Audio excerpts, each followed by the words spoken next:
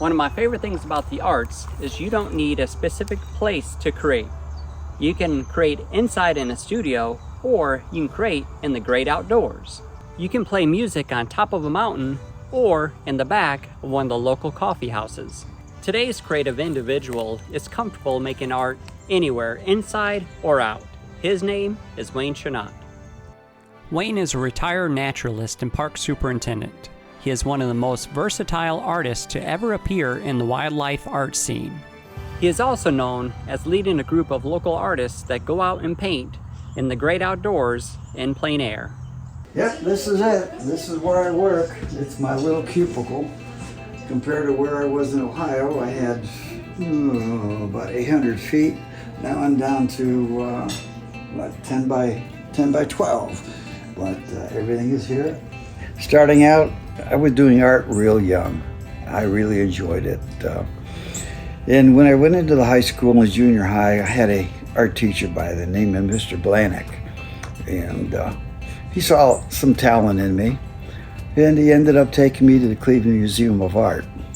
On the weekends, he would set me in front of the masters and give me a pen and pencil, and he'd say, sit there and sketch. And I did that while he went to get his hair cut.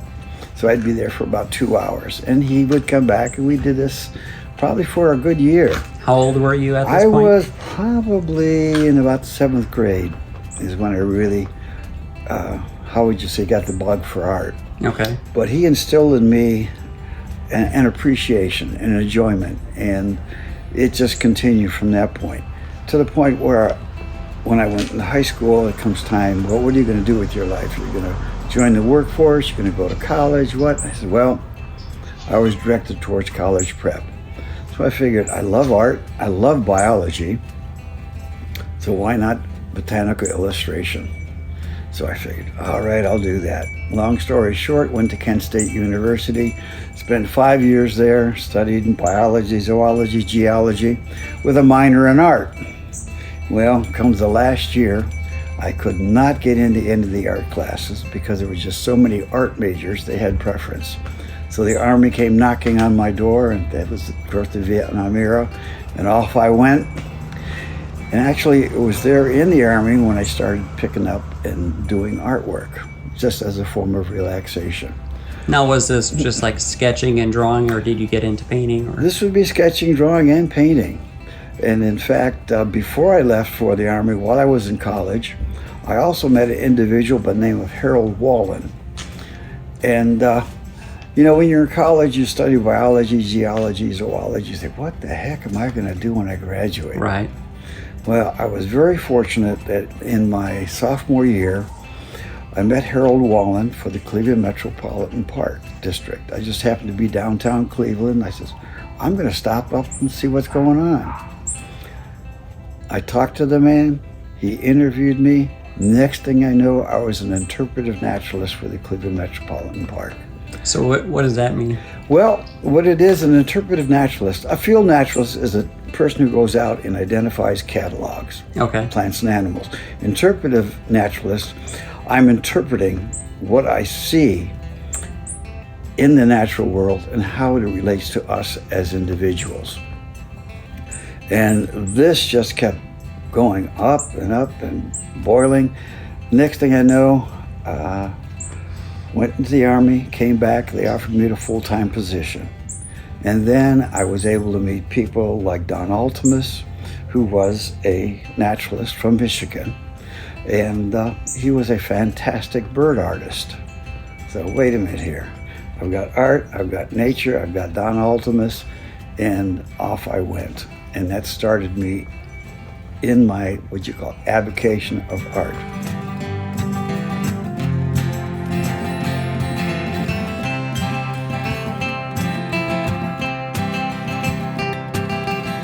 And I'm just taking this little section right in here, and I'm going to put that onto this 18 by 24. Now I see your brush block over there. Are those your favorite brushes? Those are my favorite brushes that I currently use. And this little brush, this beater, is the one I work with the most in studio. As you can see, it's all frayed. and it's got to be 15 years old. I've exhibited at the Cleveland Federal Reserve Banks. I've Pittsburgh Aviary for featured artist. I've done, how would you say, fundraisers for the Cleveland Sight Center. So it's a way of me giving back to the community. It really is. Wayne is not alone in his role as an artist. His wife is with him every step along the way. She's, how would you say, she's my muse. And she also, when we were on the road doing the art shows, she would do my graphics for me. Okay. I started out with a print, offset printing, and let's see, I figured 10 years and I still had 750 prints under the bed. Well, we knew that wasn't going to work. So when print on demand came, and Sally has a good background in journalism and a lot of computer, she took on the task of doing the G-Clays in-house. And so it was print on demand for us. Oh, nice. Yeah. So that worked out for quite a few years. All my colors to my right, computer in front. This is my palette, and I have my palette very close to my art. So, and if you notice, it is toned on the back. It's just a piece of glass. The main reason why Wayne is an artist is not to make money. It's to bring an awareness to great causes. I belong to the Artists for Conservation, which is an international group, and we paint for conservation efforts in support of. Myself and a couple others that are here in Florida are in that group. And between that and online shows that I send off to, it's a happy time. It's always a dream of someone to be wanting to make your life and living, through art. Right. And I've always tried that, but you just need that special break. It just never came. But over the years, that was about 1972. So we're talking 50 plus years of enjoyment through art. One day when Wayne was working in the studio on a painting, he noticed that his artwork started to look flat. The answer to this came when he went to a workshop in Wyoming. It's kind of different in the studio. You're removed from the out of doors. You really are. And it was and my work showed it. It was flat. It was just didn't have the depth I wanted. It just didn't have the feeling I wanted. Well, I experienced in, I think it was 2005, in Du Bois, Wyoming, I went to a wildlife workshop. And they still have it today. And I was introduced to plein air painting. And it was just one day outside, beautiful scenery, weather, the camaraderie of the people, the scenery was just absolutely gorgeous. And next thing you know, 3 hours passed and you have a painting in front of you that is just absolutely, it's gorgeous. It just has depth, it has feeling, it has emotion. It has time, place, everything you would want. And that's what hooked me on plein air. So I do studio painting, but I really love to do plein air because it gives a whole new life to the painting itself. This is from the Strawberry Festival last year, and it was the Carpenter in their living history area. So I did some field sketches, brought it back in my finished studio painting. Instead of being isolated when he's out painting, Wayne enjoys it when art-curious spectators come up to take a look to see what he's doing. If they have questions, please, there's no stupid question. Anything is open. In fact, to be honest with you, I sell more paintings off my plein air easel than I do or have shown at a show. It's amazing. People see you working, they see you involved. They can watch the painting come forward. They can see it's an original and not just off of a printer. Right. They just know what's coming out. Yeah. The more and more he painted, the more he grew more confident in his work. Over the time, it was just, I felt well, wait a minute, I'm painting, they're not. And there has to be something here.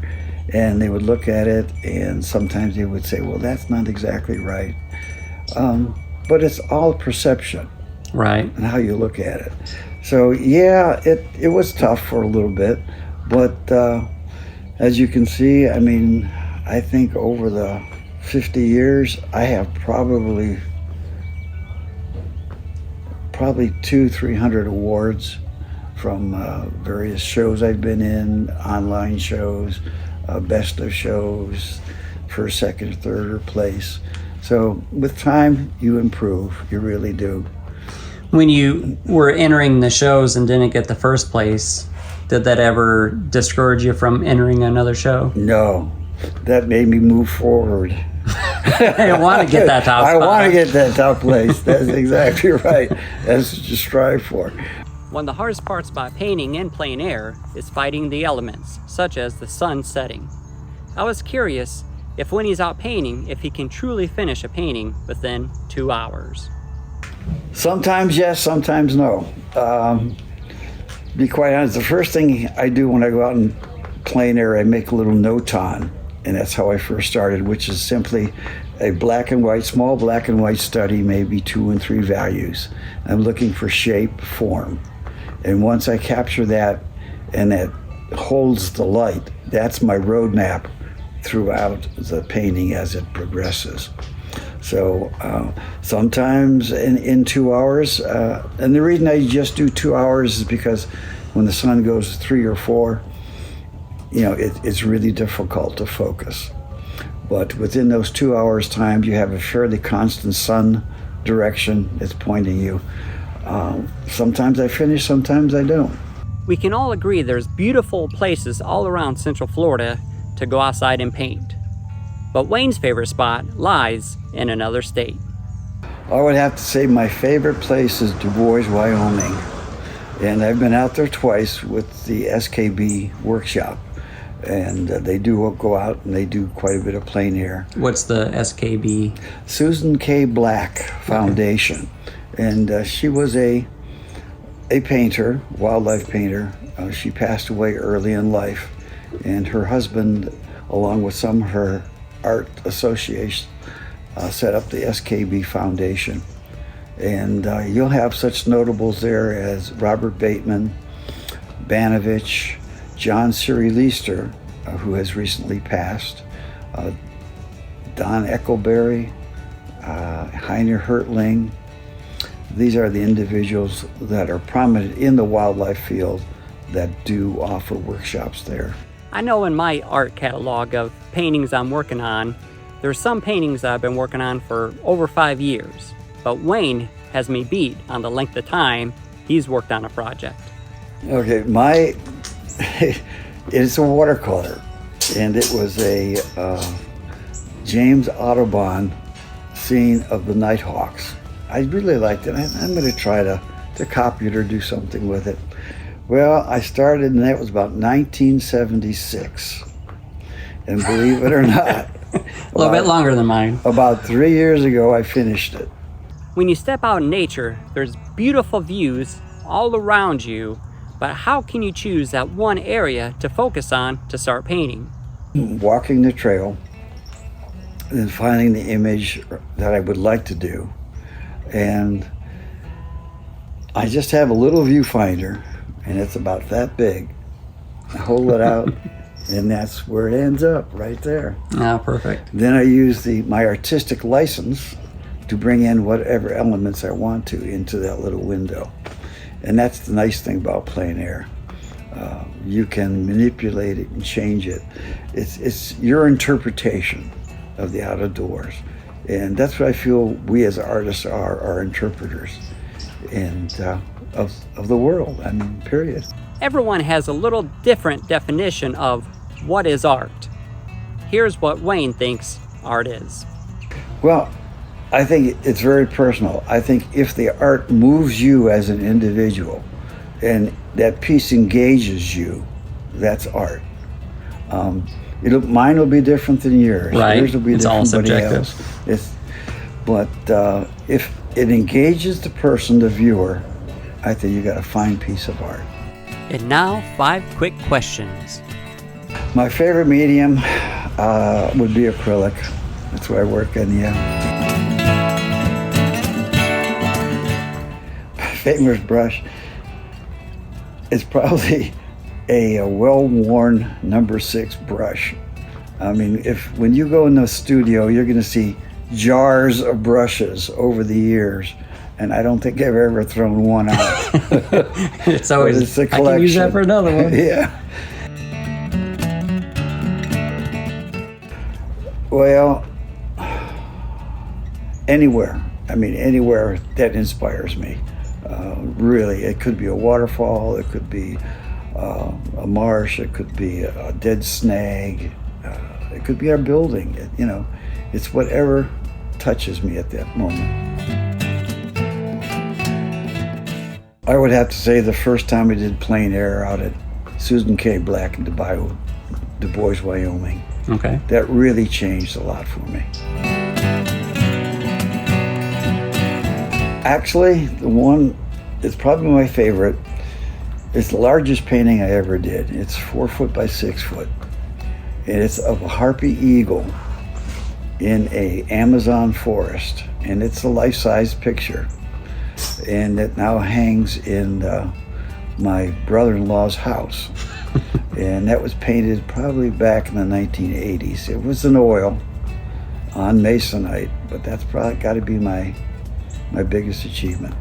After 43 years and 3 retirements, Wayne still has the desire to expand his artistic horizons. To find out more about Wayne, you can listen to the full podcast that we have up on www.soundingboardstudios.com, or you can visit his website at www.waynechunat.com.